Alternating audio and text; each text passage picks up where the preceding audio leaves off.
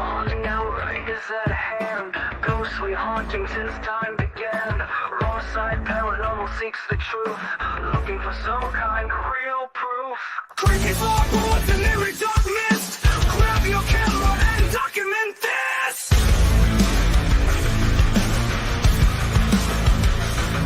No time to run, no time to hide. We are catching all of this on the raw side.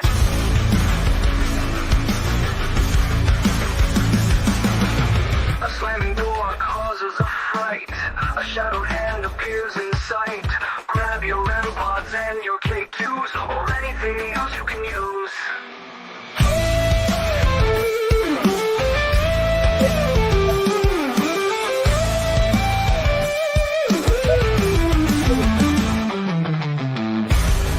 No time to run, no time to hide. We are catching all of this on the wrong side. A slamming door causes a fright. A shadowed hand appears in sight. Grab your REM pods and your K2s, or anything else you can use.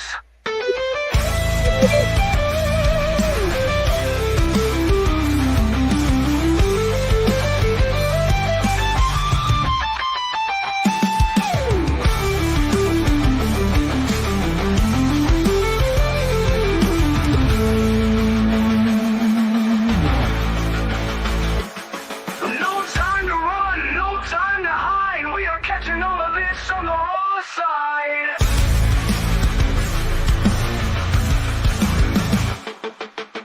The icy air touches your neck. You feel like screaming, but you stay in check.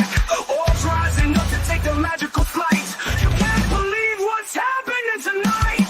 Don't run, don't try to hide. We are catching this all on the raw side. Don't run, don't try to hide. We are catching this all on the raw side.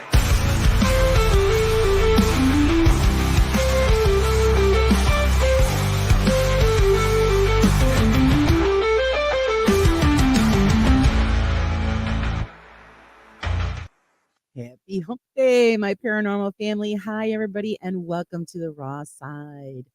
I hope everybody's had a great Wednesday. Let's see who's here for the chat tonight. Hi, Paranormal Poet. Welcome, welcome. And there's Michael. Hi, B Squared. Let's see. Hi, Kiwi. Welcome. I'm hoping I'm catching everybody so far.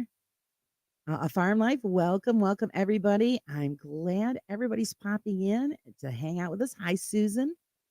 Just to let you guys know the names that were nominated for the Centerfold for December's magazine.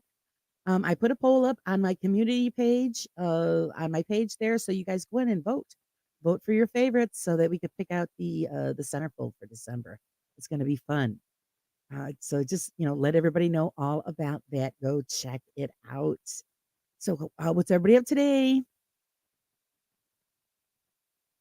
Oh, thank you. My voice is as smooth as ever. Thank you. I don't know. Hopefully we're going to have some good luck tonight. The show I had, camera issues, guys. Technical issues always. It's always a challenge. So we just have to rise up and keep moving on, I guess. Tonight we have a great team, Lurking Spirits. It's a mother and daughter team. And we're going to wait for them to pop in so I can add them to the stage. I'm excited to talk to them because I want to hear all about the exciting opportunity that they have. The Old Stone Jail, they're caretakers and tour guides. And it is going to be awesome.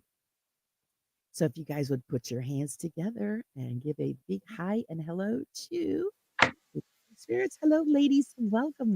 Hi. How are you guys tonight? Good. Thank you for having us on tonight. Well, thank you for coming. I was so excited to have you come on. But I know you guys have been super mad busy with your tours and all of that. And we're going to get into all of that because you just have the greatest opportunity, I think, to actually be able to manage and be tour guides for a haunted location. It's freaking awesome. So what I want to start off with is I always like to start off with when I have my guests on is we know what you do as your hobby or as a living paranormal investigators. But we would like to know about you as people, as individuals, as mom and daughter. Do you want to go or do you want me to go? You can go first. Okay, well, we started it as a family oriented. It's just not just Abby and myself. We have Abby's husband, Chase, who is part of it. My other daughter, Gabriella, is part of it, which we also have Real Talk with Diane and Gabriella is our other show. And then my son is also part of it, Eric Warner. And Gabriella's boyfriend is now not part of Lurking Spirits, but he's actually the guard now at the jail. Oh, wow. Okay. So, guys, So we kept it all in the family. all right. Could you tell us what your first paranormal experience was that made you get into this kind of field? Abby, you can go ahead and start, and then So I've always had things happen to me when I was younger, but the biggest one that kind of got me into paranormal investigating is I think I was before I was a teenager or maybe early teenager. early We teenager. went into this house. We lived in this house, and there's the things that were happening in it, but nothing really too major. But one day I was on text messages with my boyfriend, which is now my husband right now. But Or you don't I look was on text messages with him and everything, and I had scratches on my arm, right. and I told my mom about it. I said, "Hey, I have these scratches on my arm. They're kind of burning a little bit. I don't know how to feel about it." She goes, "Well, did you bump off anything or anything like that?" And I said, "No." I said, "I was just texting Chase the whole time." And she goes, "Okay, well, I want you to come in and have you look. I'll let me go and look at it for you before you go to bed." So we go in. I go into her bedroom, and it starts getting redder and redder and hurting even worse. And so she's looking at it, and my initials at that time was AW. And she said that it was starting to form into AW, and she's like, "This isn't a joke, you shouldn't be doing that to me." And I said, "Mom, I'm not joking, like it really hurts, it's burning." And at this point I was like in tears and everything.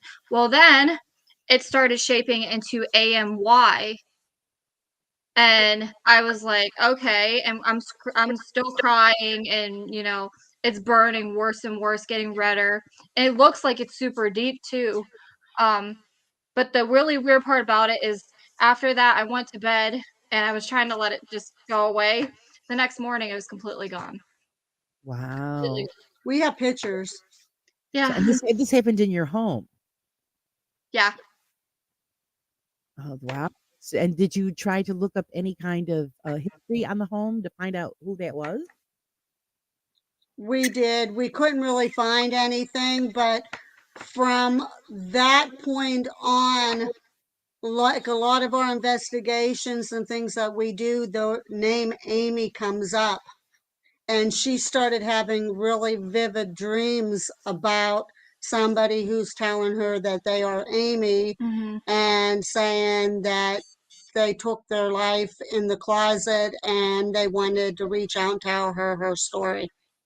Yeah. Oh, how interesting. Also, you don't look old enough to be married, honey. Just saying. Okay, Diane, what was your first experience that brought you into this field? Well, I've always been piqued because when I was growing up, my dad told us a story about his father. We used to have a garden in our backyard, and he said he would come home from school and he would help his dad in the backyard with the garden after he come home from school and everything. And he says one day he comes home from school and he goes up, he sees his dad in the backyard, and he says, "Dad, what do you want me to help you with today?" And he said his dad, and he swears to God that this was true. He says, "Son, you need to run in the house. I'm dead." And he said he ran in the house just as they were pronouncing his dad dead. They Oh, they they just announced that he had passed away. So that kind of caught my curiosity about, like, hey, could he have experienced that, or is he just bullshitting me, just telling me a story? Because you tell your kids stories like that to spook them. right. But years later, when I was a senior in high school, my dad passed away, and he was an alcoholic. So he would wake up first thing in the morning. He would drink like a fifth of whiskey. Oh, On okay. the night of his funeral, all night long, you could smell whiskey real strong going up our stair steps, and you can hear footprints, like footsteps going up and down the stairs. And I'm there like, okay, this is weird. Well, in the middle of the night, I hear my name. I'm hearing like, Diane, Diane. And I'm there like, okay. And I looked over, and my dad, just as plain as can be, sitting on his favorite chair, looked over at me. He says, I'm okay now. And Oh, then just appeared that fast. right. So from that point on, I kind of started getting really, really interested in the paranormal, and like, okay, was I just, my dad passed away. Did I dream this? And which I know I was awake, it just piqued my curiosity. So Fantastic. Yeah, they would get my interest for sure. yeah, Let me just say yeah, it now, was freaky. some people that popped in. Hi, Dragon. Hi, Friday. Hi, Sandra. Welcome, everybody. Um, so that would lead me to my next question is, what are your beliefs on the afterlife? What do you believe that we evolve into or become, or you just don't believe that we go anywhere? I mean, everybody has their own set of beliefs. Do you want to go first? Um, I believe that there definitely is an afterlife. I feel like you couldn't be a paranormal investigator if there wasn't some type of afterlife. Um, but I do believe that if there was something that they didn't accomplish in life, then they're stuck until they figure out or finish their story or whatever may happen. And then at that point, then they'll move on. But it's to the point where people have so much sins or things that they never got to say when they were alive. And that's the reason why there's so many, possibly so many spirits or ghosts in the world, is because they're not getting their point across like they were supposed to when they were alive. I pretty much agree with that too. I believe that you pass and your soul does leave you.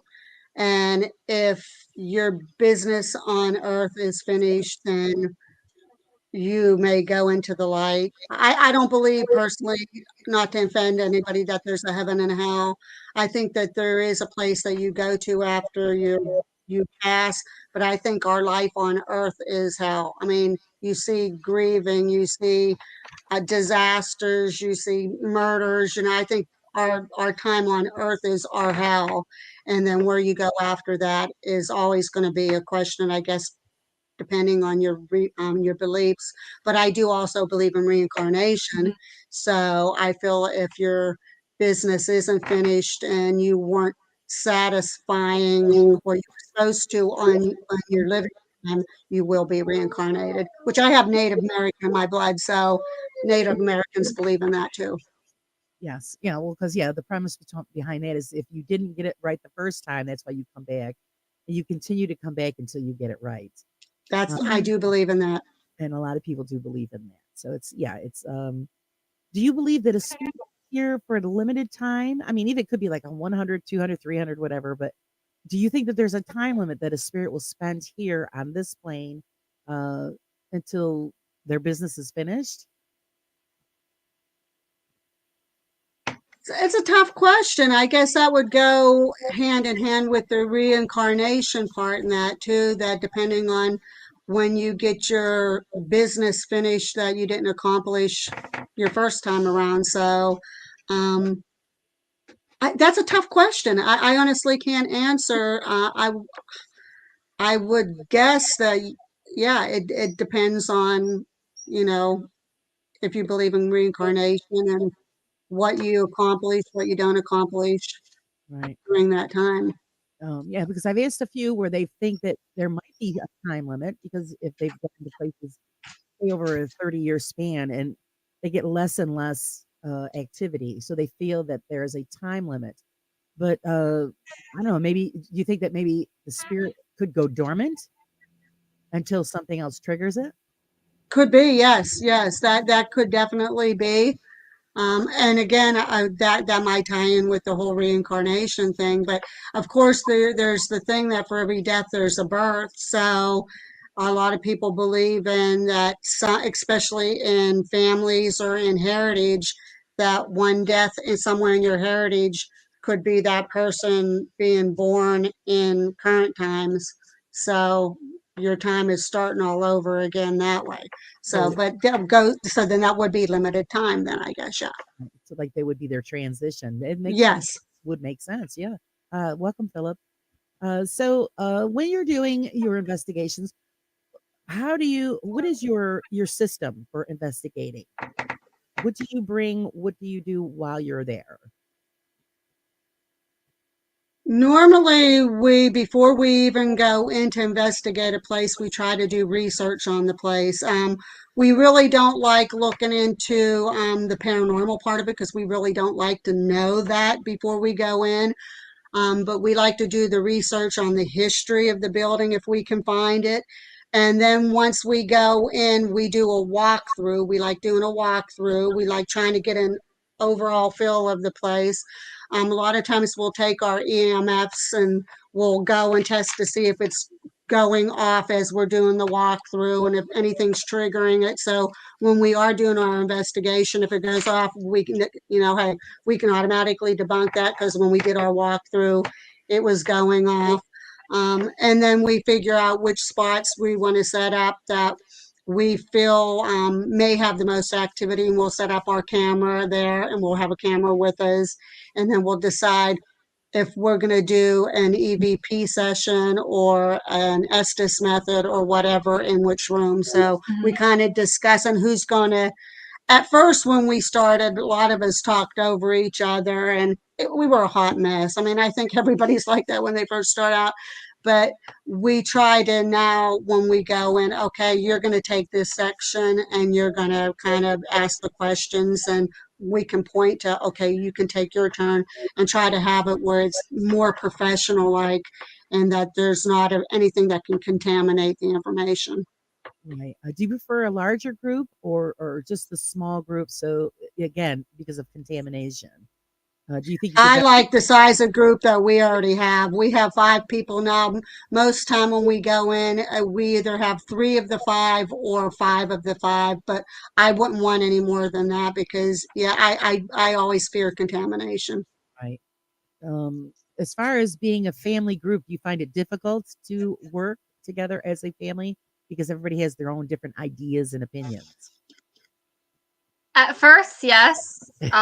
We had difficulties only because we all have our own opinions and we all want to try to work together the best we possibly can. But as time progressed, we have got to the point where we pretty much know each other's boundaries and not to cross it.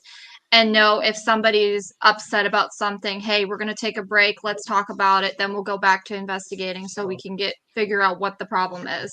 So, And if we do have any disputes before the investigation, like, okay, hey, no, we don't want to do this, we don't want to do that, we make sure it's all settled. But for when the time comes up when we actually enter the building, we already have that plan devised that there's nothing going to bother it. So, we've, it's worked out pretty well overall, even though we're family. mhm.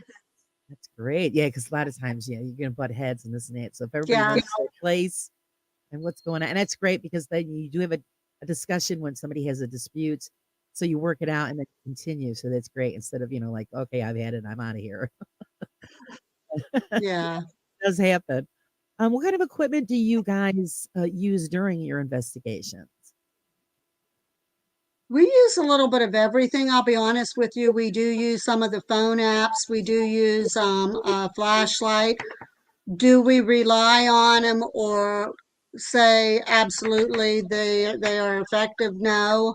Um, Sometimes we've used them and they were pretty much accurate with the place that we investigated. But I personally, I would like to go in with even something as simple as the plastic solo cups, set them up like a pyramid, set them up somewhere and say, hey, if there's something here, if you knock those over, we'd be pretty impressed. Or maybe even get a chalk mark, put it on the floor, put an X in it, put like a ball or a toy or something on there, see if it moves. But we basically use the same equipment everybody else does, equipment wise. We have our camera, we have our EVP recorder, we have our headphones and our spirit box for the Estes. We have our REM pods. Typically the same thing everybody else uses, but we really don't like rely on them 100%. I would rather hear something audibly or capture something on my EVP recorder, or especially the video camera that, you capture something on the video camera. That's amazing. Yeah, that's great. Now before you even start your investigations, do you guys just do a dry run through so you get a feel of the building, the sounds of the building, and like Yes. for high EMF, electricity and all of that? Do you do all of those things before you start? Yes. Yeah. We walk through, we do walk through. We usually pull out our our EMF, and test it so that we know if there's any power or something that's in the building or electricity that causes it to go off, or anything that we can't explain. Maybe there's a conduit for a heating system or something that's setting it off. So we know if we're investigating in that area and it goes off, we can automatically throw that one out the window because we know it was set off when we did the walkthrough. Mhm. Yeah, that's great because most people don't realize that that's pretty much what that tool is for. And they rely, I think, too much on it as far as a communication device. And that myself, I really don't believe 100% in the communication for the K2. It's basically just to check for live electricity, uh, for the grounds and all of that. And I usually take mine, just throw it in the bag after I'm done with.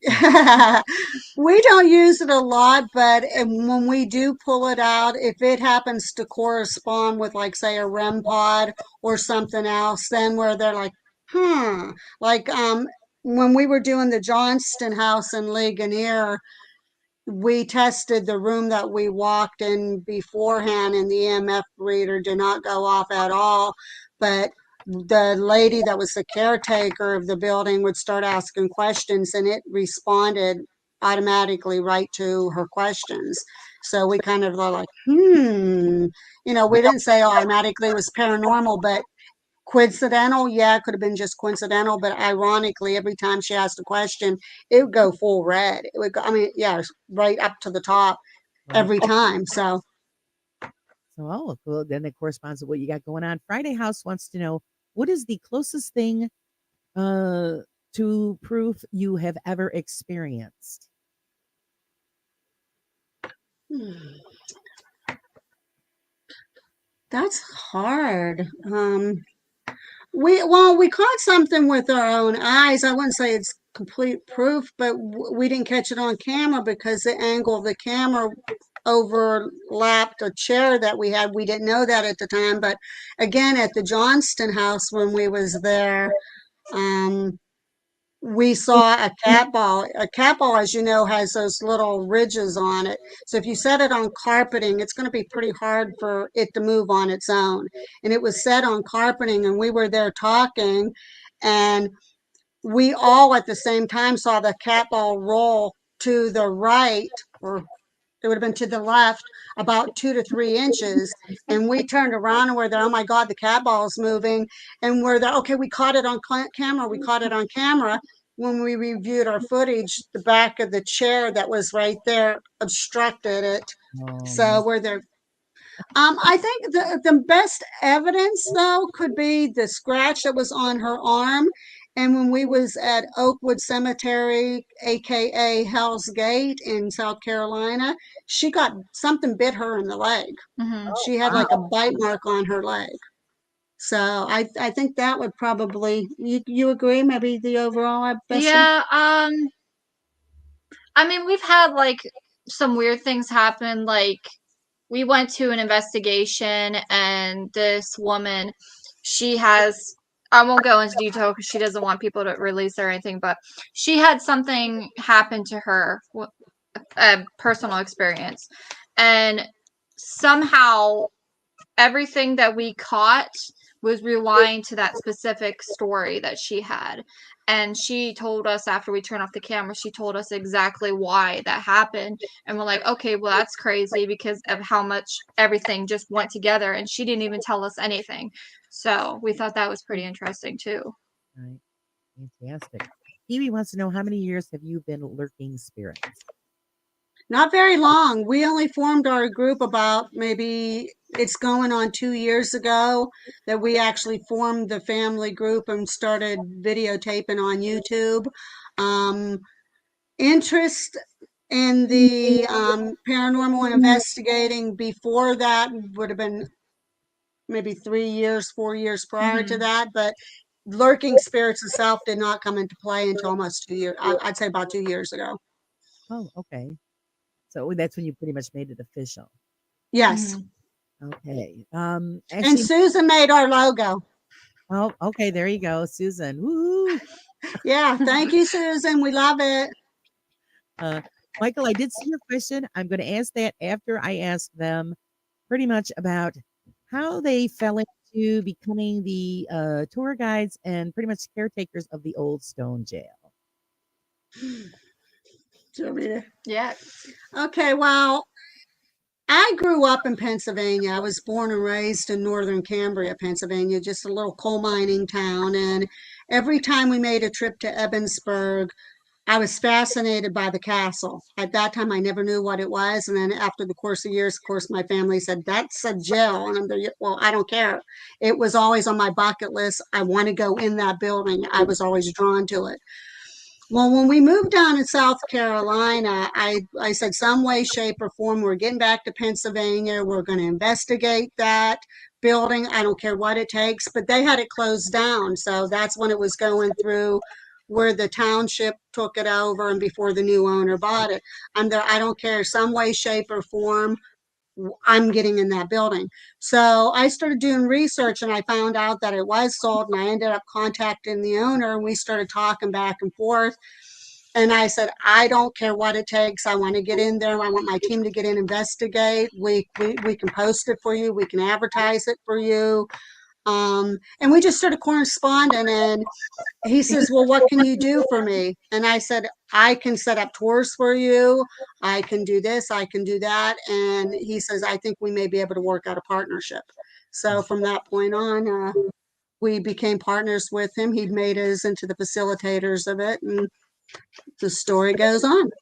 Yes, because I actually did see you in an article because I did a little research myself. Could you please give everybody in the chat the background of the old stone jail?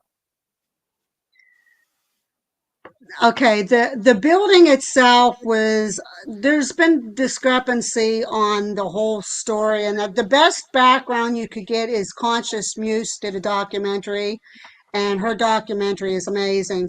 But Ebensburg used to be a Welsh mining area, and from the Welsh mining area, because of the battles and that with the Indians and everything else, and that they had a fort there at one time, and the Welsh mining community used to harbor themselves there from the Indians. And so where the fort is was also where the dungeon is. The building itself was built from that foundation up. The sandstone fort was set from Revloc, PA, which is not too far from the area, in 1870, and by 1872 the building was completed. And the architect that designed it, it was a Welsh community. He wanted it to look like a Welsh castle, so that's why it started having that castle-like feature. Now, the original part of the building is that all that stone with the 22-foot wall all around it, and there's only 28 cells in the original part. Now, That's those cells are all the exact same size shape. They're like 15 by 9 by 8. right. And at one time, that building got so overcrowded that they would put 16 people in one of those cells. So then eventually, come 1910, that's when they built the annex on the building to add. And the annex even at one point got overcrowded, and that's why they built a new prison that's only about 5 minutes away. Right. Yeah, because they just pretty much ran out of room. Hmm. Uh, to what I looked up, they said that they had 11 executions there. during the time that it was a functioning prison. But the story is connected with the photograph that Ashley and Michael took about, because it looks like a prison guard. That's what I think. And you were saying that there is a story about a prison guard being thrown from a window. I could find nothing pertaining to them. I can't either. I've looked. It was just I don't remember if it was the owner told me that or another one of the guards that was there. But the story goes that where the old stone jail part is, there's a catwalk that goes to the new annex. There's a wall there that's on the back of the old stone jail. If you look up, there's like a section where the catwalk connects. There used to be two big windows up there, and that section overlooked like a courtyard slash park area, I guess. And the story that I was told, and I'm like you, I cannot find any concrete evidence on it, is that one of the guards was up there having a cigarette, just enjoying the scenery, and one of the inmates somehow got and snuck up behind him, crossed him over, and below there was like a round, like half moon, like walk, like I guess your walkway when you go out and you go down the steps, Right. like that there, and he was thrown to his death down there. Oh, Again, I don't know. You can't find any history on that. If you try to find any history on the dungeon, you cannot find any history on the dungeon of that building. It's just that I mean, I do know between the war that was going on there and all the deaths in the prison itself, it's very highly likely that it is definitely a guard. yes, because that's like I said, when I seen that photograph, I was like, wow. It looks like he's wearing a uniform. So Yeah. who else would be Yep. there? It's freaking amazing. Michael asks, what is the creepiest thing that you have experienced at the jail? Wow. I went. I caught, which Critical Sam kind of questioned me about it, but I when we were over there by ourselves, a lot of time waiting for tours to come in or whatnot or cleaning, I'd like to go into Smitty Sal, or at that time the RHU and the SHU units were open up. I like to take my EVP recorder in there and just set it and go out and do my business, see what I could catch. Well, one day I put it in Smitty Sal, and it sounds to me, and I played it for a couple people, like you can hear screaming from the dungeon and almost like a man's voice in the background, like a like he's laughing about it, like it's funny. Right. Um, and sounds like that. I mean, I still have to analyze it a little bit more yet. I need to enhance the video. I need one of those programs where I can enhance it and check for sure. That's probably the creepiest because it does sound like the guy is laughing at the lady that's screaming. Um, I've heard whispers. Abby, I have two experiences that I feel like would be the creepy. Actually, yeah, I'd say two. Um, the third tier, before the jail was open, we were cleaning the jail's cells, and I took a break and I went and sat down on the floor just to calm down and everything from working, and I heard her say it's time for lunch or whatever, but for some reason I just started crying, uncontrollably crying, and I felt like I couldn't breathe. I've never had a panic attack in my life, so it was super strange for me. And was crying, couldn't breathe, and all that. My little sister actually had to come up and check on me because she was wondering where I was because I wasn't answering anything. That was scary, but I think my other scary experience would be in the basement. I don't know if it was. We did a live in the basement. Probably what, a month ago. yeah. A month ago, and we were doing a live on my phone. Well, we were asking questions with the flashlight. Something in the basement loves the flashlight. I know people have skeptical about the flashlight, but it worked for us.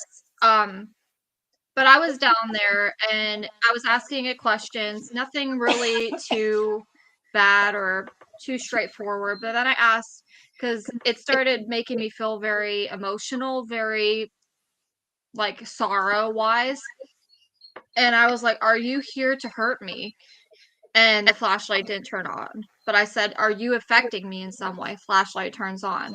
And so I said, "Can you turn the flashlight off?" It turned off. And I said, "I'm going to ask you one more time. Are you affecting me in some way?" Flashlight turned on.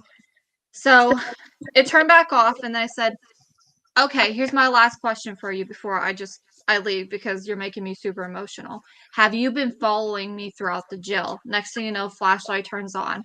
And so again, I say, can you turn the flashlight off? And I'm going to ask you one more time. And flashlight turns off. And I said, "Are you following me throughout the jail?" Next thing you know, flashlight turns on. So that would probably be the second scariest thing that happened to me in the jail. Yeah. So you pretty much had an admirer. Yeah. I think I have an explanation possibly, but I can't. There was a real gruesome incident that happened in that area, and it involved a young guy. And I think that maybe that could be what's affecting him there somehow. Maybe he might be, I'm not saying attached, but he is drawn to her for some reason. Because every time she tries to film in there, even with her phone or something, it all pixelates. She can't get a good image or picture down in that basement. We all can, she can't. Oh yeah, that's the other thing about that incident too, is when it started getting like really, really crazy, the live completely stopped randomly after my husband went upstairs just to kind of Thank you, Friday, for just hanging out. when But my husband went upstairs just to kind of let me be for a second to see if anything would happen, because he kept hearing noises upstairs, the live completely quit. And I was like, okay, I don't want to be down here anymore. The live quit. My husband's not here. It freaks me out. So, right, oh yeah, it is kind of creepy. yeah. What was going on? Did you guys, do you keep track of temperature changes in the building? There's really not a lot of temperature changes in the building. The building's ice cold all the time, like Uh-huh. especially now. There's Right. heat now up in the two wardens areas when you first walk in the building because he put some portable heaters in there. But the building itself, it doesn't matter where you go, it's cold. But it is ironic though. We have noticed like sometimes when you go down into the dungeon, it's really cold down there. But by the time you get and just walk, just even maybe for a minute, sometimes you'll get like it'll get real hot and you can literally feel beads of sweat on you. Hmm. So, and it's just like it comes and goes like that quick, which is funny. I got a funny story about that too, because our very first paranormal group that came in was Damien and Jennifer from 27 Spirits. And they came in, and he was in, or Damien was in Smitty's cell doing an Estes method. And just out of the blue, he yells out titties. And she laughs, she says, titties. And he said, yeah, I don't know why I said that, but it said titties. So Well, one day we're in the warden's office and we decided to do a little experiment with the flashlight and everything where there's Smitty, if you're here, can you turn the flashlight on? The flashlight was responding just like that every time. And I'm there, Smitty, are you the one that likes titties? And the flashlight came on. I'm there. Do you want me to go down in the dungeon and show you my titties? Flashlight came on. sorry. So to carry it forward, we had a tour that came through, and it was a young couple that was surprising her father with a tour. She paid for the tour for him to come through. And we went on the second level of the old stone jail part, and there was one room, everybody had their flashlights on them. And there was one room on the second level. Her father went in. As soon as he walked in, his flashlight went off. He came out, his flashlight came back on. He did that about 10 times. And he said, he looks at all, he says, look, I'm not touching any buttons, but my flashlight, every time I go in, turns off. When I come out, it goes back on. So he put his arm in and he was doing like this with his arm, and it did the same thing. So one of the girls that was in the other part of the group, she said, I'm going to try that because that's weird. She goes in, her flashlight does nothing. He does it again, his does the same thing. And I told him, I said, that's probably Smitty because me and Smitty has a relationship going on here. So we go down into the basement, and his flashlight at that time's working perfectly normal, not affecting it whatsoever. Well, we're doing a walk in the basement, and I happened to bring up Smitty's name, and his flashlight started flickering. And I said, see, I told you, Smitty and I have this relationship because I showed him my titties. And There then you his flashlight flickered real fast on and off, and then just went completely off, and then it went back on. So we kind of say we're going to start the Smitty's Titty Committee. there you So, actually make a great T-shirt. yeah, exactly. Well, that answers So the question, Kiwi, that yes, she has flashed him apparently. I did down in the dungeon. It's a good thing nobody knew Honest. you were doing that. How do you explain that? I'm just glad that he doesn't have any cameras up down there. It's not flash you. You're airing them out. You know what's weird though, and what's really strange is we had a group of women that was doing an investigation, and they were all for flashing him and everything down in the dungeon. Well, they kept getting really, really negative comments, like completely derogative comments towards them. We thought that was super Yeah. strange because we thought that he would like that, but apparently did that night. I don't know. It's strange. He's has his preference apparently, and he's taken girls back off. You guys always mention Smitty. Explain to everybody who Smitty is. Smitty's the famous inmate of the jail. I guess the biggest attraction to it, and they dubbed he's called Old Peg-Legged Smitty because he had a peg leg from the war, which at that time, even when he went to his trial, judge had a peg leg. Two of the clerk, one had one missing leg, one had two peg legs. So it's very common back in that time. But they also call him the man that they could not hang because there was 11 hangings in that jail, but only 9 was at the gallows, and the last one was in 1909, which was a double hanging. It was a Jacob Hauser and John Fallows. Jacob Hauser macheted his wife and mother-in-law. That's what they did there. Right. And the other 2 hangings, they're not sure if they happened elsewhere in the jail or maybe they were suicides or whatever.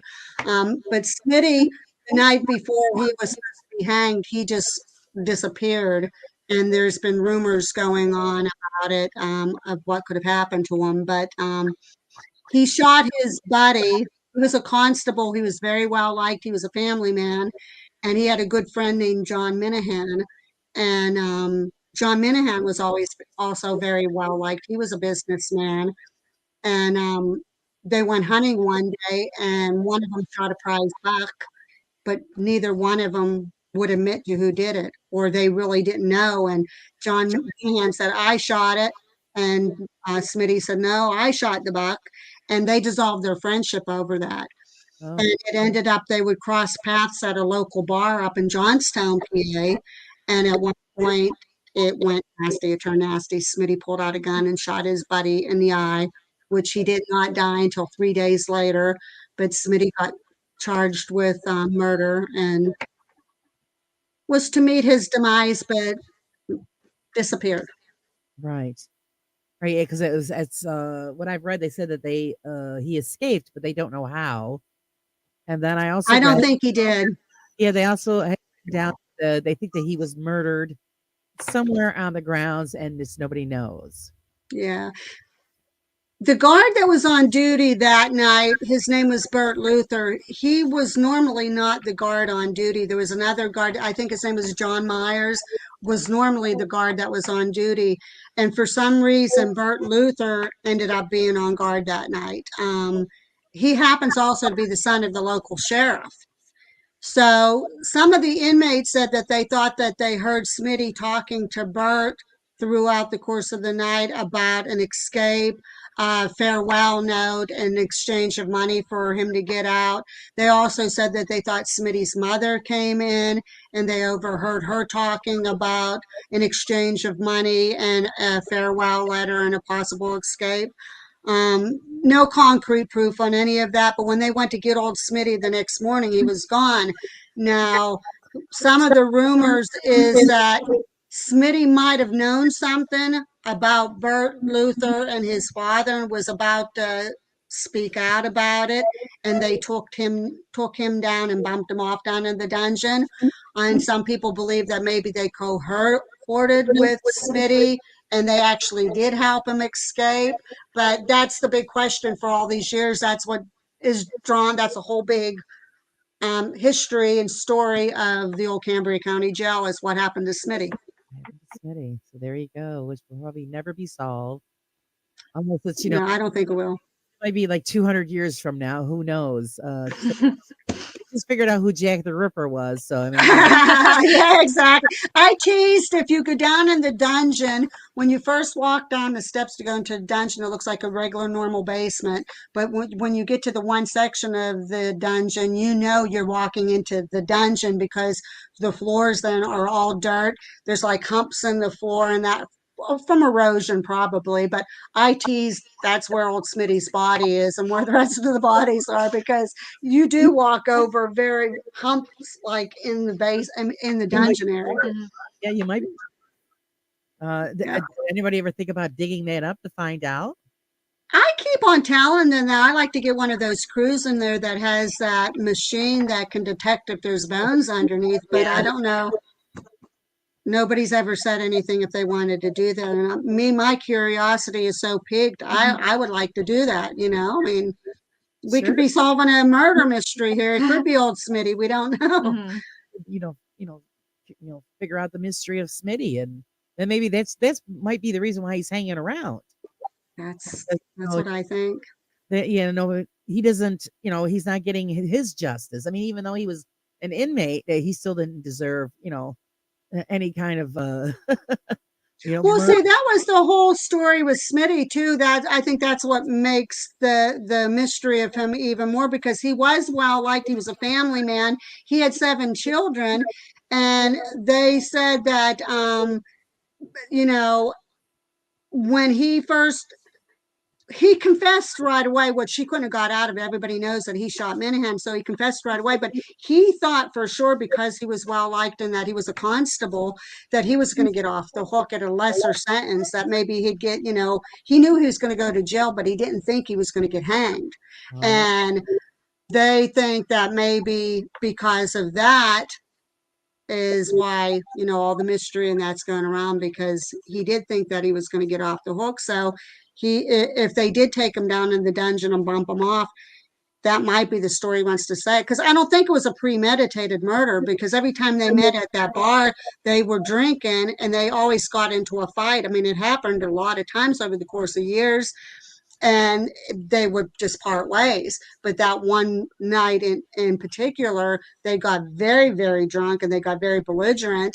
And Smitty says, I'm going to put you under arrest. And that kind of caused the whole thing. It catapulted in where Smitty ended up shooting him. Wow. Yeah, you're right, Ray. Ground penetrating radar. That's what it's called. B Square said maybe a local college would lend you the equipment. I would love that. I think right now that would be up to probably the owner of the building if he would want to find out. I think in essence he just might like just the mystery of it going on yet. I don't know. Just the mystery, just to see what's going on, because you never Yeah. know. I mean, Yeah. with the history and what goes on in prisons, especially back in that day, they could have just dug them up, stuck them in there, and covered it back up. Well, the rumor is down in the dungeon. They use that for if you were terribly mentally insane, or if you were a prisoner that was really out of control and they just did not know what to do with them. They tossed them down in that dungeon, and there was no heat down there. There was no bedding. There was no toilets. There was only small ventilation down there, and they were down there all year round, winter, spring, summer, and fall. So, and they were wards of the court or homeless usually. So if they passed away, they either buried them in the courtyard or probably in the dungeon. Nobody knows because you can't find any history on it. Right. Yeah. No, I looked. It was a little difficult to go digging through. You can't. Kiwi says, but who could have possibly killed him? Smitty? Yes. The rumor is that they think Bert Luther and the sheriff, because Smitty, they think it's a possibility that Smitty was about ready to squill on something that he knew about Bert Luther and the sheriff. Oh, And so they said, rather we'll make it look like we're going to help him escape, or that he escaped, but we're going to take him down to the dungeon and bump him off. right. So there you go. Get rid of the evidence, and nobody will be the wiser. As Yep. you're performing your tours, because I know you guys have been really busy. Has anybody that's been through there experienced something that was really extraordinary, and you guys were able to either experience it with them, or at least get their data about what happened with them during a tour or an investigation? I had several groups that I went through. We all heard footsteps all at the one time. There was an overnight group, young group called X Feature, and we were on the first level of the annex, and we walked about halfway down on the left-hand side, and we were talking, and all of a sudden, all of us stopped, and where they're like, "Did you just hear that?" And nobody said anything at first. And then the girl says, "I heard footsteps right above." And I said, "That's what I heard." And they all agreed. We all heard the same thing. Well, when he went home and he analyzed and edited his video footage, he caught it. He caught the footsteps on his video. Okay. Um, we've heard we've heard footsteps. We've heard loud noises. We've heard whistles. Some of us saw shadows at the same time. Like, did you just see that? And would see shadows. I had a lady that went through. She said she was sensitive. And I said, okay, I was kind of testing her. I said, I'm not going to tell you anything about anything that any of us experienced in the jail. I'm just going to let you tell me where you feel odd or anything happening. And every spot that she went to and she stopped is where something happened, especially in the area where Abby had her panic attack. Gabriella had the panic attack at the same exact place. Three tour guides, tourists rather, had a panic attack in that exact same spot. And one of the overnight investigators had a panic attack in that exact same spot. But she stopped right there and she said, "There's something here. And I feel my heart racing. I feel like a little ill. I feel like I'm going to pass out." And it was in that exact same spot. So, Yeah. Now my question is, because everybody that had experienced the panic attacks, were they all female? no, Okay. no. Abby, Gabriella, two other females, and there was two guys. Now, I thought at first, before before more and more started having a panic attack in that same spot, we're talking the third level of the annex. That's pretty high up. So I thought maybe vertigo or something. And it was kind of, because once you do get up to that third level and fourth level, you can, you get that uneasiness and that just because of the height. Right. But when it was the women and then the guys went and they said they were having the same experience, and they said they weren't afraid of heights or never had any issue with heights, then you started wondering, like, okay, is there something up there that is affecting people? I don't know. Right. That's going to be one of those big question marks where we're not going to know. Well, wasn't she also the one that said in the cell before the one that I had my panic attack in, that she went in the cell and she said that she didn't like the guy that was in there? It was the cell after that. Yeah, the not the cell before, it was the cell after that. She did not like that cell. Yeah, She said, yeah. she went right to that cell and then she went inside of it and she says, the guy that's in there, I don't like him. He affects people. I don't like him. I'm not going any closer to that side. Yeah. And so we thought that was interesting too. So, like what Ashley was saying, when she was in the building, she felt like a heaviness, and it was constant with her through the whole thing. Has she been the only one that has reported those kind of feelings continuously through the tour or investigation? No, I had a group it was a pretty big group. I think it was like 16 people. And they were all going, and I usually follow the same route when I'm doing the tour, and we go through the stone jail part we hit the annex, then I take them down into the basement, then I take them up through the bullpen of the new section of the jail. Well, we just got to the annex part, and she left. She says, I can't stay. And I said, "Are you okay?" She says, "Yeah." So she goes out, and I told the group, I said, "I'll be right back. I want to make sure she's okay." And she was sitting on the steps that was leading up to the second level of the old stone jail. And I said, "Are you okay?" And she says, "I'll be okay." And I said, "Do you know how to find your way back out?" And she said, "No." So she was going to sit there the whole time. So I helped her back into the warden's office, and I said, "Are you sure you're okay?" And she told me, she said, from the minute she walked into the old stone jail part, she felt that heaviness over her. And she said she knows that it just kept on continuing. If she went down into the basement, it would have got worse. So she felt it so badly that she couldn't even continue the tour. Wow. Okay, so yeah, there's definitely something there that it picks and chooses apparently the people that it wants to affect. Yeah. So I find that interesting. As far people when they were having those episodes, did they feel like they were being touched or anything, or did they hear anything as this was going on? She told me she felt like from the minute she walked into the stone jail, like there was just something watching her and just kind of like lurking behind her, like hovering over her. And she said she just couldn't shake it. And she said, as she kept on going further, right before we got to the basement, before we went, I took the group down, she said it just like it was not attached to her, but it was just constantly there. Like it was just not going to walk away from her. And she said it got to the point where she almost felt ill. Like she showed me her skin was all sweaty, and she just started feeling really hot and uncomfortable. And she said, I don't know how to explain it, but she said, I feel like if I would have went any further, I would have got deathly sick or something. She might have passed out, whatever the case may be. She said she just knew she could not continue. Once she went back into the warden's office, she was okay. Oh, it's very interesting.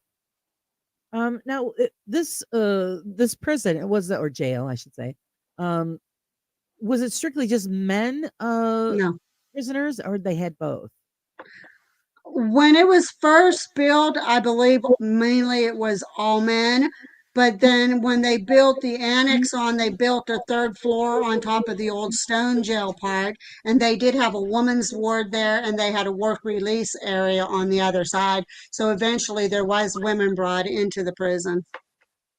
And they did keep them totally segregated, or were they allowed to were any of the prisoners allowed to intermingle with each other, or no? The women were segregated. When the time that the original prison and that was built, there was no segregation among prisoners themselves. So, in other words, if you were a murderer or a rapist, you could be celled with somebody that was charged for drunken driving, or well, at that time you wouldn't have been drunken driving a coach, motor coach, stagecoach, rather. Yeah, or marijuana, drugs, something. If they would have been brought in for that, they would have been housed together. There was no segregation as far as that, and that's why the incident that happened down in the basement happened, is because there was a guy that was brought in for murder, and there was a young guy that was brought in for a small amount of marijuana, and the guy that was brought in for murder did not like that kid, and that's why the incident took place down in the basement. I'm sure there's a lot of things that nobody knows what was going on in that basement. Oh, absolutely. Do you agree that most of the activity in the jail is in the basement? No. Where, where do you think it's localized?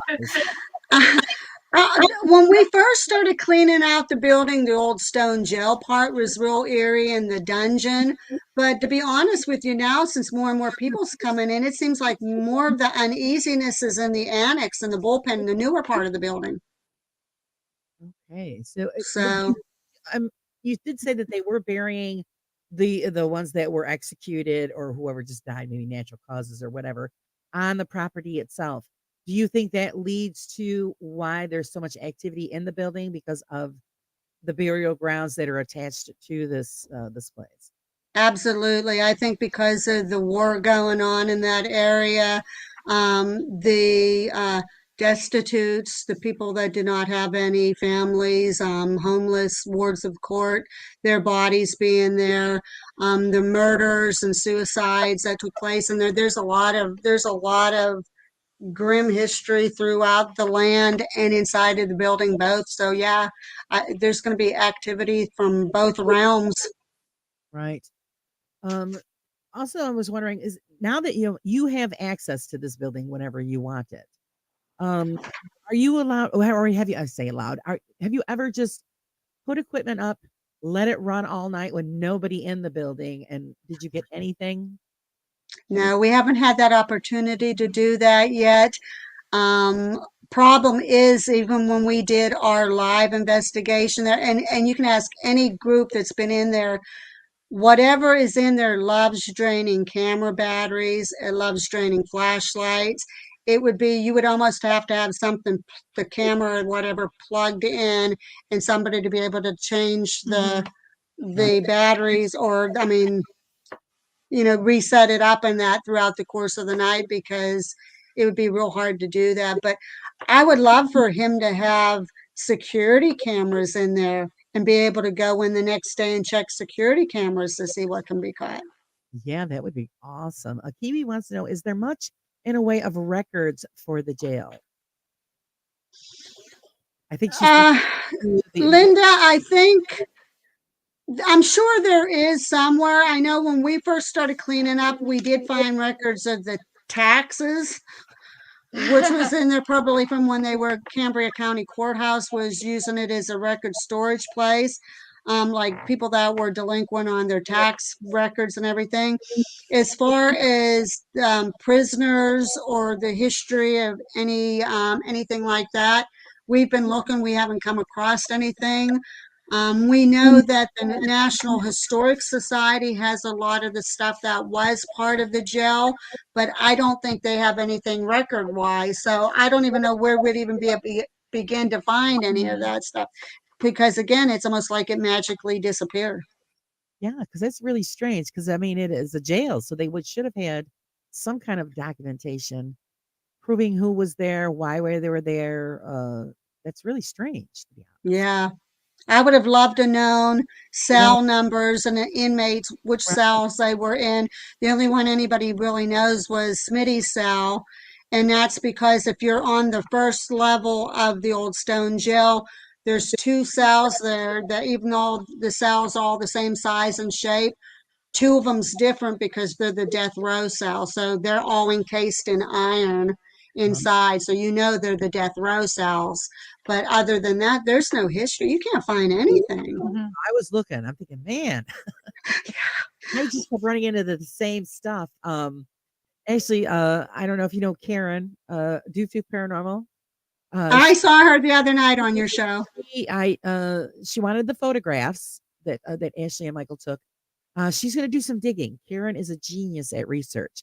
So if there's something to be found, she's going to find it. And if she does, then I'll definitely let you know. Well, I know there was some question of Ashley's and them's their picture too. I can assure anybody that may think that they were fudged or anything like that. Ashley pretty much contacted me. They did their investigation that night, and it was like that next day, Ashley hurried up and sent me both photographs, the dark one and the one that she enhanced. Almost immediately, she said, "Look," and I'm there like, "Holy shit." That's This what I is said. this is amazing. Yeah. So I mean, I can't see, they're genuinely nice people, and she sent it to me. I mean, she was so excited. She said she had before pictures and after, and there was nothing there, and that showed up. So I'm saying that they're genuine. Yeah, She caught something. because even then in the original photo, because she had sent me both as well, the original photo, you could still make out that there's something standing there. Yep. So then, yeah, when she had lightened it up and enhanced it, then it made it more clear. And yeah, and Karen and wanted to see that because she was impressed by that. But as far as because she was asking me about the history and all of that, and at that time I didn't get a chance to do my research yet, and I just told her where you were located and a little bit that I knew about it. And she's very interested in that kind of stuff. Well, History. it's fun. So My now, daughter Gabriella's boyfriend is now the guard over at the jail. And he was doing some research and he did come across some old pictures of guards back in the late 1800s and early 1900s. And if you look at that picture that Ashley has, it almost looks like there's like a strap that goes down, like you could see the uniform. He found a picture of somebody dressed up in a uniform exactly like that in that time era. okay, So I, that convinces me even more. I think it's a guard. that's what I thought too, because like I said, it looked like, yeah, they had the strap and the dress shirt, pants, the shoe. Mm-hmm. It just pretty much fit, a guard look. Um, yeah, actually, if you would just share those photographs that your son-in-law had found, and again, another question is the experience. He's a guard there. What is he experiencing? He was a skeptic. He did not believe in anything. He was excited that he was helping us out, that he wanted to be the guard there. He has all the experience, their credentials. And the first time we took him into the jail, we were on the annex part at the bullpen on the first level, and he was walking down the right hand side where apparently there's a lot of activity down there. And he said he was walking down and he got to the third cell from the exit door, and he hurries up and leaves, and he calls me mama already, and he says mama, and I said yeah. He says you won't believe what I just saw. I said, what do you mean? He says, there was it looked like a guard or somebody standing in that cell watching me. I said, you're kidding me, right? He says, no. He says, you know what? He says, I didn't believe before, but after that, he says, like, I don't know what to think. So he's had experiences in there.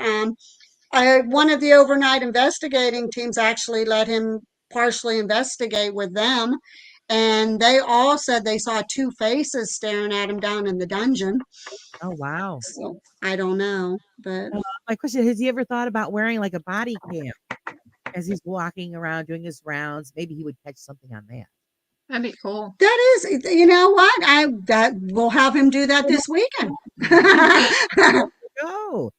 To share all the fun with us. Yeah, because I figured Yes, he's still doing his job, but he's got the camera going. So if something's going to be caught, he should be able to pick up something. That would be great. that would be awesome. Oh, let's see. I'm missing something in chat here, guys. You guys got any questions? Please just shoot them out so that we can get them over to the girls here. Besides the jail, what is the most exciting place that you've investigated so far? Wow. Me personally, I'm not sure what Abby's going to say. Personally, I have the Johnston House was amazing in Ligonier, not too far from us, where we saw the cat ball roll. Um, Hell's Gate Cemetery in Spartansburg, South Carolina was amazing. We know somebody did some rituals or something down there because they conjured up something that night. Um, the house that we used to live in, we got so much footage from that house. The room that Gabriella was sleeping in, there was stuff going on, and it almost was turning into almost like poltergeist activity right before we moved out. Oh, That's wow. how bad it got. Wow, that's very interesting. Okay, Rob, now I know what you're talking about. My scars. Yes, I have a good skin cream. I was going to do some Halloween makeup tonight, but I ran out of time. So, I was going to too. wearing mask. So, Your makeup was awesome yesterday. yeah, this is who he's asking. He goes, my scars healed up really quick. It's oilable hair is what I use. Kiwi wants to know, what is your definition of paranormal? Good question. Abby, you want to? I've been talking a lot.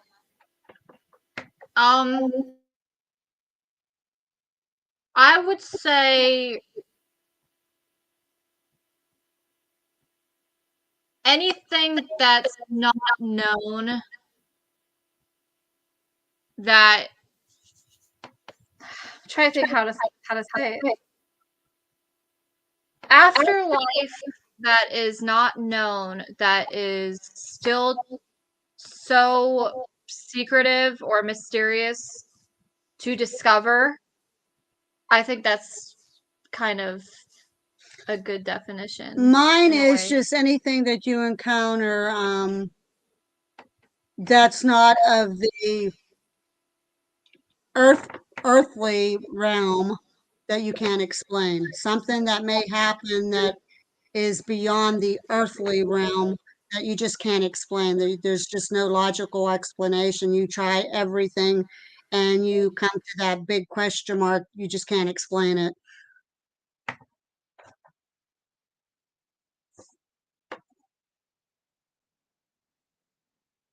I think your Sorry, mic guys. might Yeah, I hit it.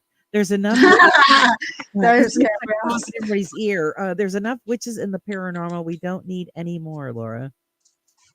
Why? Who's what? What did I miss? I missed something. I try to catch everything, guys, but it goes by so quickly. Um, well, or maybe he's talking about Halloween makeup. Yeah, because I normally do usually do the witch costume, but I strayed from that this year. I had fun doing the with the vampire thing. I did end up getting a sword though, because those teeth were sharp and I poked a hole in my lip. So gonna have to put cushions on those or something. Jeez. As far as you hear nowadays, because I've called this year the year of the demon. Do you guys believe in demons? Have you ever experienced any demon activity, or should I say just evil activity? I believe that there is evil. I 100% believe it. But I think a lot of people get demons and pissed off spirits. What's the word? They get them confused. Because demons are usually they do like poltergeist activity and stuff and like are super charged, but you also get spirits that are upset, like for example at the jail with the prisoners and stuff, that are really upset and that will lash at you, and it's not because they're a demon, it's just because they're super upset because of their living condition and how overcrowded the jail was and whatnot. But yeah, I 100% believe in demons, but I don't believe that they're as common as people make them viewed. And personally, we've never experienced a demon Yeah, experience. I personally don't like using the word demon, demonic, anything like that. I just don't like it because people do misconstrue demons and evil. Like if you get, we're working in a jail, there's going to be a lot of real nasty criminals that was in that jail that the layman, the average person would call them evil. They're nasty people. They were evil in real life. So some people might misconstrue that as a demonic presence coming through, but if they were evil in real life, they're not going to change their tune because they're dead. I mean, they're dead. Exactly. They're going to be carrying on that same demeanor. So I think the word demon and demonic is used just too loosely, and I think inappropriately and at the wrong time. Like we were just called to do a private investigation to help a person out. The guy had Asperger's, and a psychic came in and told him that there was two demonic spirits in there. And when we did our investigation, which we don't like doing home investigations, we don't like doing personal investigations, but they wanted our help, and we said we will see what we can find, but that's about all that we can go. We went there, we didn't encounter anything evil. Actually, what we encountered was, it seemed like it was his family relatives or something was probably there looking over him, protecting him, because of the fact that he has Asperger's, and his mind just over exaggerated a lot of things. So by the time we left and I called him back about a week later, asked him how he was, they said he was at peace, that he felt a lot better. because I mean, it was put in his head that there was two demonic spirits living in that house. So you put him at ease just going through and doing what Yeah, you need to do. yeah, So that's great. So and it's great that you followed up because I agree. I don't like to do residential either because it's a long term commitment and there's just so much you have to do even before you can start doing any kind of an event.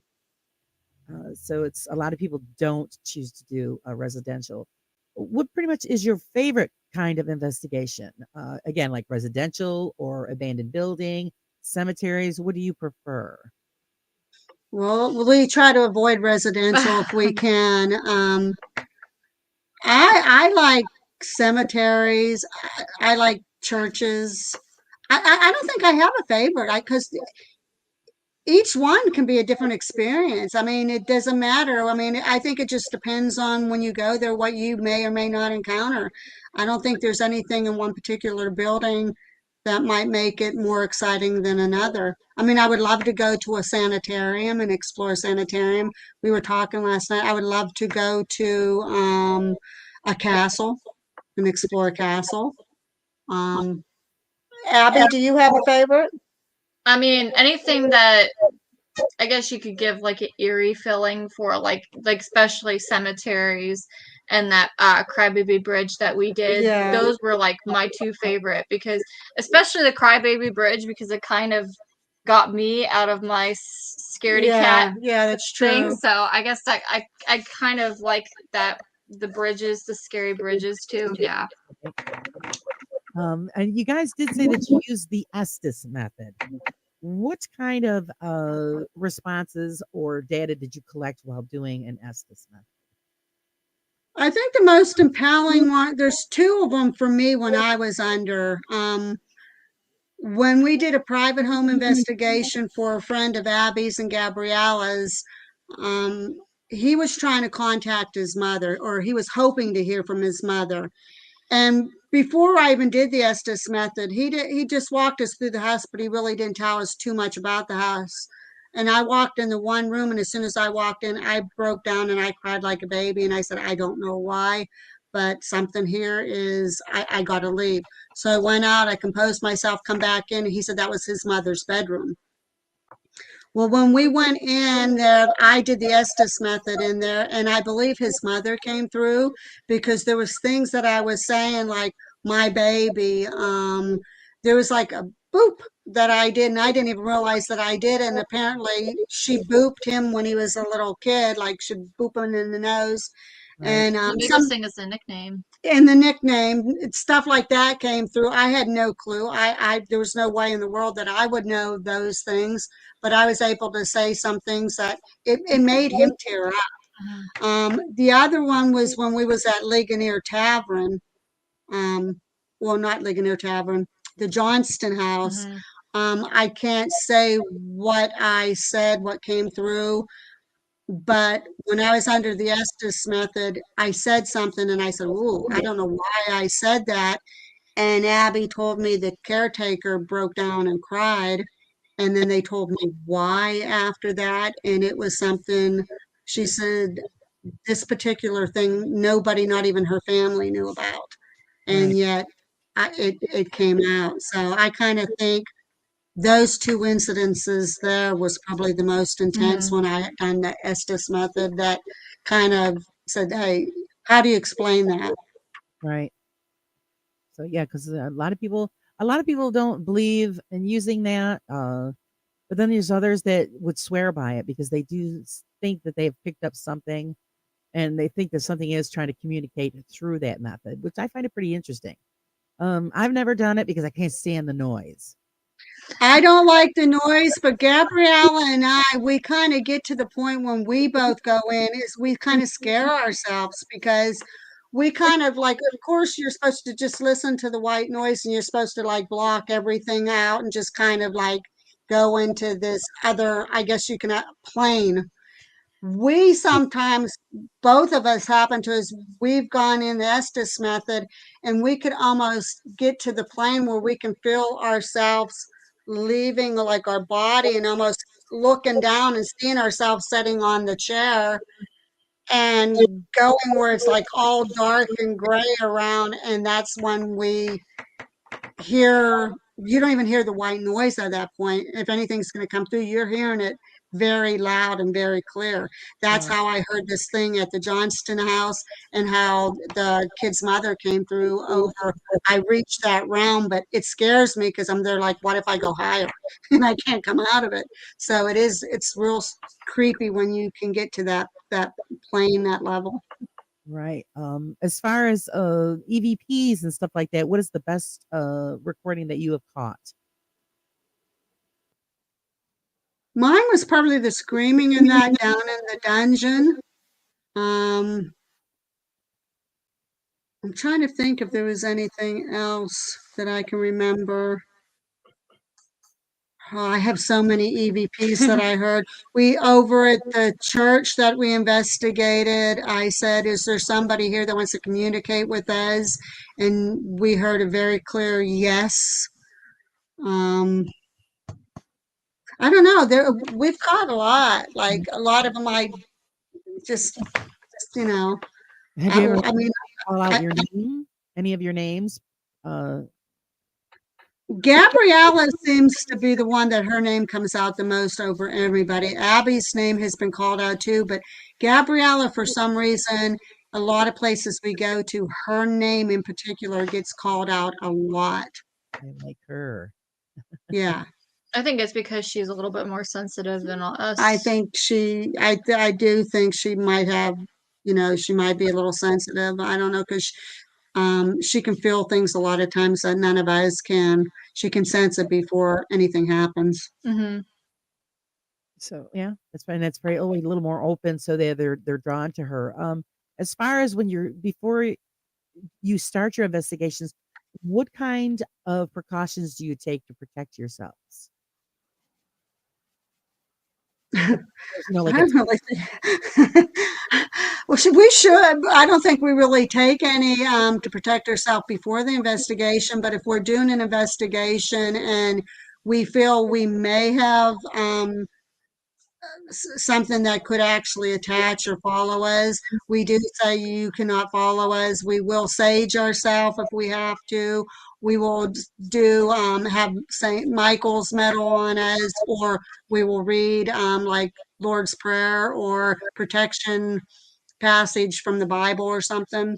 right, Um, and we're not real religious people either, but we just, you want to play it safe, want to make sure that nothing's following you. right, all the bases are covered. Right. Now that we're on a discussion about attachments, do you believe in attachments or haunted items? I'm kind of mixed on haunted items. My husband is convinced that this one mirror that I bought at a online auction is haunted. It's just an old antique mirror. There's, I think it's a possibility that an item can get haunted. I guess you can say that. I've not encountered any myself. I personally, I know there's like the Robert doll and Annabelle and stuff like that. Right. I don't believe that they're haunted. That's just me personally. I would probably be one of the jerks that don't believe in ghosts and touch them and something would happen to me. But I mean, I don't know. I think it's just all. I think just there's just too much for views and attention in that. I don't know how much legitimacy there is to those things. I don't know. Yeah, but do you remember the jewelry box that you got? Well, but she that didn't. was I did get a jewelry box from that same online auction site. And that jewelry box, it played music. It was a beautiful jewelry box. I gave it to Abby and Gabriella. And the door would pop open on it all the time. The two front doors would pop open, or the sliding door on it would pull out. and it would play music randomly. Yep. So It's a creepy jewelry box. and then how about the chime clock though too? Oh I yeah, didn't the think chime that. clock. I had a chime clock in our house that never worked. My mom passed away, and I was feeling my mom one day. I just felt like my mom's presence was there, and I said, "Mom, are you here with me? If you are, can you make that chime clock go off? I said, it's never worked. Show me that you're here. And that damn chime clock went off Mhm. just on cue every time I Yeah, asked. the So, pendulum kept, yeah. it would move, and then she'd say, okay, now can you stop it? And it would stop. And then she's like, okay, now if you really are my mom, slowly move the pendulum, and the pendulum would slowly move. Yeah, so coincidence? Maybe. I don't know. I don't want to say it was paranormal. It was definitely my mom, but they did witness me doing that because I said, girls, watch this. Tell me if I'm losing my shit or not. So Right. I would say, Mom, are you still here with me? Can you make that clock go, that chime on the pendulum on that clock go again? And it would slowly start going back and forth. And I'm like, Yeah, but okay. we also smell lilac a Yeah, lot, and she and liked Grandma lilac. loves lilac. Yeah, So so Yeah, I that's don't know. well, I think that yeah, she was there letting you know that she's hanging around. My aunt had a similar incident with my grandfather after he passed, and she was going through a really bad divorce, and my grandfather always smoked a pipe, and then when she was by her sink, she could smell the pipe tobacco. But then when she'd walk back over to the cupboard, she wouldn't smell it. She did that a couple of times, and then she finally said, "Okay, Dad, if you're here, you're scaring me. Please go away." And then the smell disappeared. So, see, I think they let us know, in one way or another that they are here when Yeah. I do believe in that. They do come and let you know that they're here if they need to be. Um, what is your scariest investigation? Something the place have you been where you would never go back because it was just too much? Have you had that experience where you've been to a place where it's been too scary or too traumatic for you? I personally would go back any place. The cemetery scared the shit out of us, but we went to a theater oh yeah. and the theater part itself was not bad. That was one place too that I also said if there's somebody here, and I had my EVP recorder on, I said, "Can you let us know?" A clear, very clear yes came through. But there was a section that was by the theater that you went up into, and they had costumes and everything because they had plays and stuff like that that they performed also on the stage in that theater. And Gabriella and my son Eric, we were up on the top, and there was supposed to be a story about something that happened in the one room up there, but ironically, not the room itself, but the hallway leading to that room. Gabriella got so bad, she says, Mom, I feel like there's something dark hanging over me. And my son Eric said, Mom, there's something here. Gabriella got so bad that I had to walk her down, and my son hurried up down too. And she just went into a full-fledged, I'm not going to say panic attack, but she broke down and she was trembling like that. That's how Mhm. much it affected her. She had to eat something and drink something to calm down because she was so overwhelmed. They both told me if they would have stayed there even another 5 minutes, something bad was going to happen. So I don't know what was in there. I would like to go back and just set cameras up there and leave them up there for several hours to see if there's anything, not even investigate, just set up cameras and then review that. But I don't think either one of them would either even think of going back there because they were both traumatized that much by it. Yeah, that's the only investigation that we didn't actually upload Yeah, yeah. because it was that bad. Well, remember we couldn't Oh, either. that's right. Yeah. It It messed with our technology. We yeah. had no footage, no sound, no nothing the whole time we were investigating. Yeah. We were there for like 3 hours 3 or to 4 something. hours. It just totally corrupted the whole entire video. Yeah, it's pretty interesting. So yeah, it didn't want you to have evidence Mm-mm. or That's what it sounds like. let people know what was going on there. So yeah, what is the plan in the future for lurking spirits? We're hoping to get an investigation. We're so busy over there on the weekends, and now we don't have time to get our own personal investigation in somewhere other than the jail. So, You can see with the shirts. we have shirts that we're trying to sell, and we're supposed to close down for a short time because he is repairing the roof over there because he wants to open even more of the jail up here is in the very near future. Right. So if he does close shop for like 2-3 weeks or maybe even until after Christmas, we're going to get some investigations and we're going to go and do what we like to do best and get some good stuff in. And it's just we haven't had that opportunity, so that's the direction we're trying to go in. Right.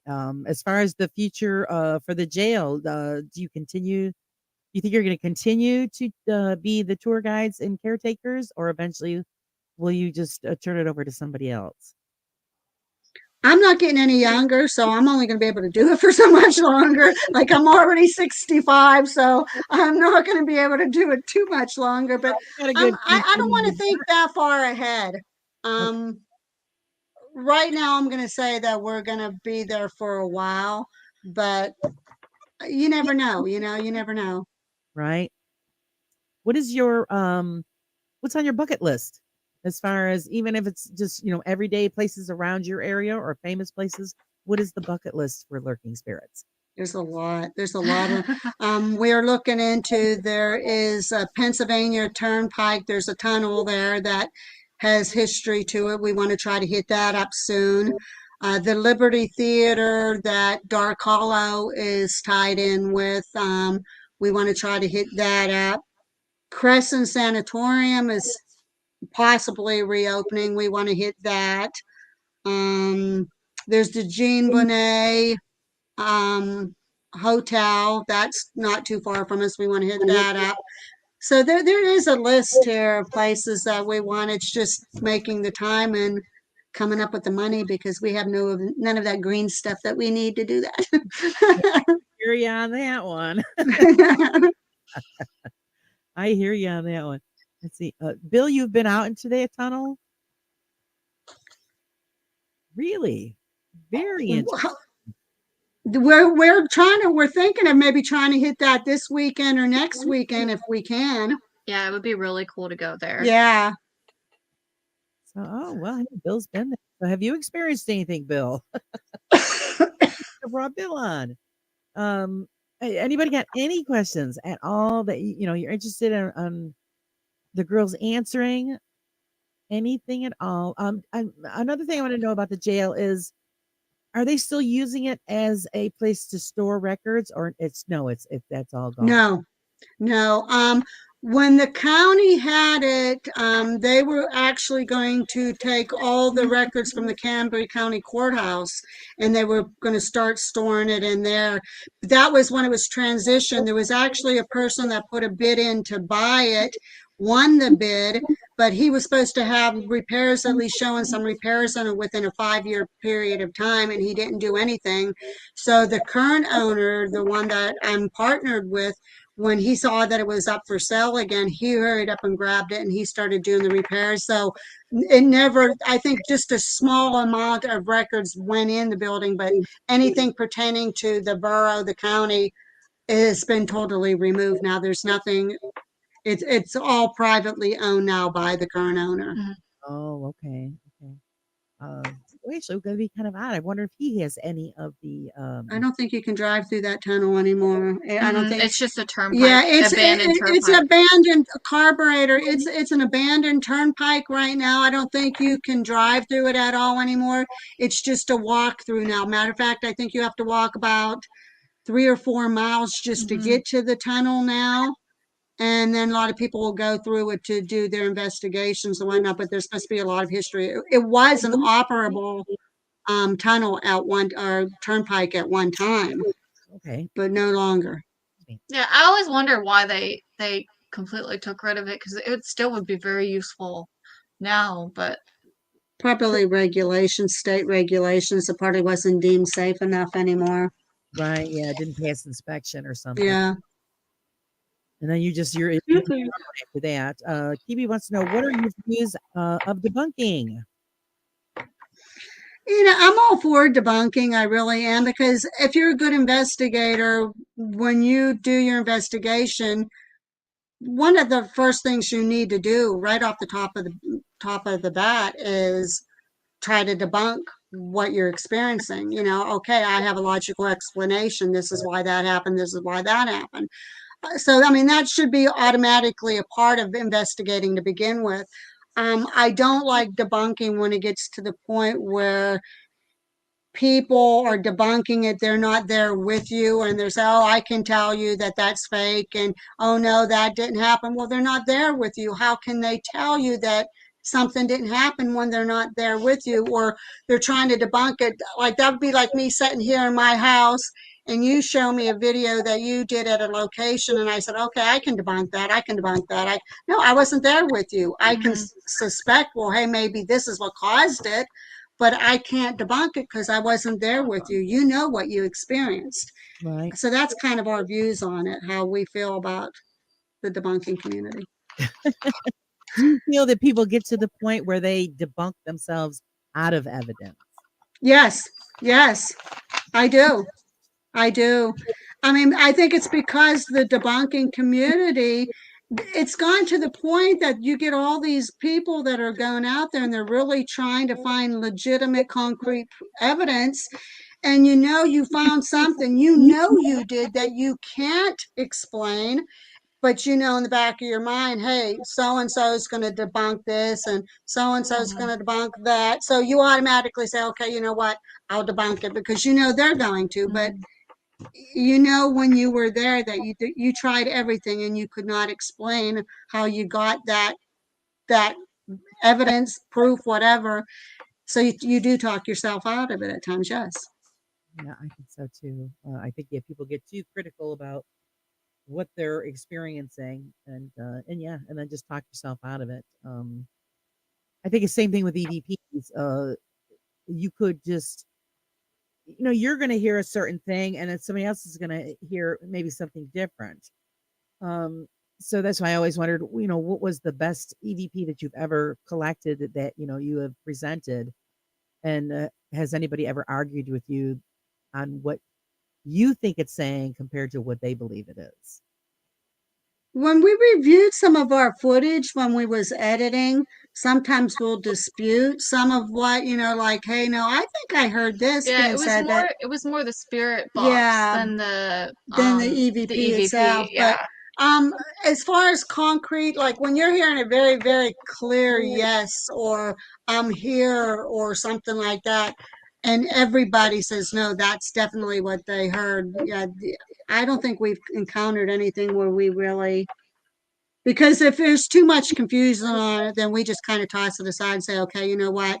It probably was nothing because nobody can come to the same conclusion. So we're not even going to consider that it might be a possible EVP. We're just going to put it aside somewhere down the line. If we still have it, we'll analyze it later. But if we can't all come to the conclusion within the first couple of minutes or so. Yeah, I mean, there's 5 of us, so if all 5 of us can't hear anything. Yeah. We kind of just say, okay, then there's probably nothing. How do you feel about the fake paranormal groups and how it affects the real paranormal community? I'm glad you brought that up because we had a group in recently, and I'm not going to mention the name because I don't want to bash anybody. Every group that's come into our facility has been phenomenal, but I will say I don't like when groups pretend to be somebody else because the people that they want to be are famous and have a lot of views, and they start acting like them.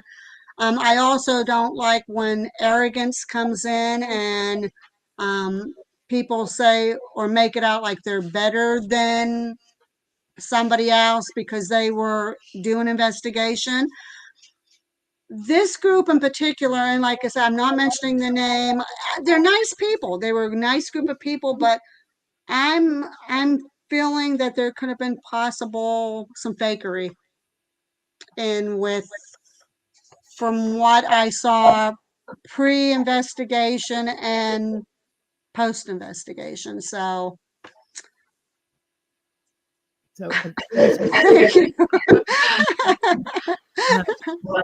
but as far as like the online community of fakers, how do you think what they're doing is going to affect, or how do you think it affects? Oh, you mean kind of like Cody and Satori?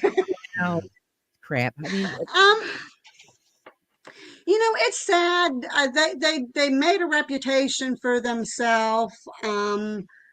They kind of have to dig themselves out of it. But because of all between, which I hate even bringing it up, but between Cody Santori and the Conjuring House, it's just been so much drama, and it's been going in such a southern direction and a negative direction that I think if it doesn't stop and if it doesn't let up, I think the smaller groups like us that eventually it could hurt everyone because they just won't let it go. I mean, we want to be unified as a group and we all want to come to the same conclusion, finding that proof, that evidence that something it could possibly exist in the afterlife out there. But when you're getting all this drama going on among the paranormal community, in the long run, I think it's going to hurt everybody if it doesn't stop. I mean, they need to keep that private now. They need to quit airing it out. They need to take it private, just let it all end and let the paranormal community heal. Because right now it is putting a big wound in the paranormal community. I couldn't agree more. Yes, it's a private matter. It needs to stay private. And,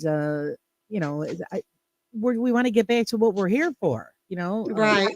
The investigations, the experiences, drama. The drama is just ridiculous, and it's just really out of control. And I agree with you. I can't handle it. Every time you turn on YouTube, you're seeing, okay, so this is going on today, and that's going on, and then they're like, just stop, just take it private, just stop. Yeah, it's not just one person; it's like several people doing it. So it's Yeah. just spreading like like a rash. And Yeah. that's what's attracting people. People, thrive. Some people thrive on drama. And it's a shame. And I've noticed that in the paranormal community, it's rampant, and we just need to stop and do what we're here for, the business. Yeah. Investigations, learning and teaching and experiencing and and I always, am an advocate for, teaching and the learning and the history and the experience. That's what this is about. Right. Answers that we're all looking for, the same answer. What happens to us when we pass on? Yes. Is there a reason for it? What goes on afterwards? And can we communicate with our loved ones after we're gone? I mean, that's the questions that we're all looking for. I agree. Okay, gals, I'm going to let you let everybody know where they can find your t-shirts. Right now we haven't posted them yet, but we'll probably on Lurking Spirits on our Facebook page. We have a limited supply right now, but I will be making more. So we will be taking orders here soon. I mean, what we do have now, we'll post what sizes and colors we have currently available. So if anybody wants any now, we can definitely post them on our Lurking Spirits Facebook page. Yeah, the only thing is we don't do international because of billing and shipment and stuff like that. Yeah.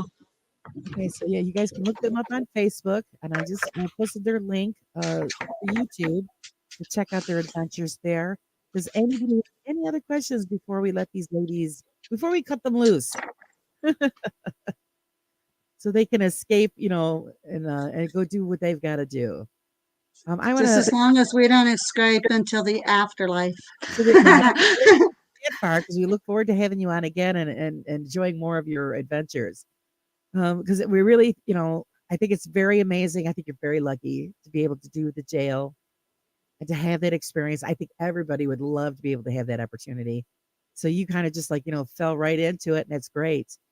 And like I said, you took off with it, and you're going. So so are you American made? Kiwi. I believe the t-shirts that we bought are all American made. The logos that's on it, again, I give credit that to Susan from Central Mass. She's the one that came up with the design for us. We have a lurker. Yeah. What do you want to say? Our dog's watching us over there. Do you want to join too? Huh? Yes. They would if you let them. I know mine's out there guarding the door. She's waiting for me to come out. If I let them loose in this room, they are like little giants. They are like moose. Mhm. They're big. They're not puppies No, anymore. they are. They're big. I go, what kind of dogs do you have? The two that we have, both we got from the same litter. We got a male and a female, and they're supposed to be German Shepherd, Rottweiler, and Husky mix. Now, the one which is my dog, his name is Max. He pretty much almost looks like a lot husky, but to me, he looks like he has a lot of golden retriever in him, even though that's not supposed to be in his breed. Now, Sia is my husband's dog. He wanted her, and she looks a total German Shepherd. I'm trying to find a picture. Kiwi wants to know, where's King Pee Wee? King Pee Wee is, I don't know, I think probably in the living room sleeping. He was up for enough shenanigans last night, so I kind of think he gave us a break here tonight. That picture. Oh, They keep that's asking it. those. B Squared said they're almost puppies. God, they're almost puppies. They will be a year old in December, Yeah, but December they are 13th. big. They're like I said, they're like moose. They're Mhm. big. Well, yeah, because crossbreed there, so yeah, they're going to be huge. Yeah. Mine, my Athena's a German Shepherd, and she thinks she's a lap dog. Yep, both That's of them. Zeus. Yep. She's not, get off of me, you're crushing me. Yeah. Yeah. But she can't help herself, so Yeah, they like running and jumping and laying right across my legs. And then, so when I sit on the couch, I have a habit. And like I said, I'm not young, I'm 65. So sitting on the couch and having to put your legs underneath you so they're not crushing your legs, right, I'll right. get up. And by the time they loosen up, I feel like I'm like a cripple then because I get these mystery pains and everything. Well, yeah, they just weigh a ton, and they don't realize it. It's No, just, they don't. King Pee Wee is the head of Lurking Spirits. just jump right at you. So it's like getting hit by a truck. Yes, exactly. King Pee Wee is the head of the Lurking Spirits. And he's our mascot. Yeah. See, every time Gabriella and I do our Real Talk with Diane and Gabriella show, Pee Wee has to come and he'll go right in front of the camera. So he's there and he He's a has to ham. show himself. He hams it up. Oh, he's on that chair. And over there. Linda kind of made him our Lurking Spirit / Real Talk And he mascot. needs a ghost outfit. He does. Yeah. A little something for the holiday coming up. What are your plans for our spooky holiday? I wanted to kind of on Friday night, like last weekend, they didn't go all out or anything, but he did put some like motion sensor activated things throughout the jail and he had it blocked off. So it was just like a walk through. So they kind of got an idea of what the jail looks like, but they didn't get the entire tour. But they walked through the warden's office, through the old stone into the new annex. And then at the end, they got treats because it was set up for the kids. And it went so well that some of the kids and even some of the adults circled around and went around 2, 3, 4 times. I wanted to set up on Friday night, maybe like another kind of a Halloween event before, because we have an overnight investigation coming in Friday night and Saturday night. So I wanted to set something up maybe between the hours of 6 and 9, but the owner hasn't been feeling good. I feel like I'm coming down with something, which I'm hoping not. The guard, Gabriella's boyfriend, he was just deathly sick. So I guess we're just going to play it, see how it goes in the next day or so. All right, just get that Lysol out, start spraying everything and everything. That's what I do. Yeah. Just spray it all. Yeah. Nip it in the bud. I want to thank you ladies for joining us. We had a great time. I hope you did. Oh, yeah. It was wonderful to be able to experience what you've been through and what you guys are doing now. And like I said, you're welcome anytime to come back on. Thank you. Please keep everybody posted about the t-shirts because it sounds like they're interested. Everybody, please go over and subscribe to Lurking Spirits if you haven't already. Please like and share out this video so everybody can see what we were talking about and see who they are. And as always, everybody, thank you for joining us all on the Raw Side. You guys all have a great night. Thank you, Laura. Thank you.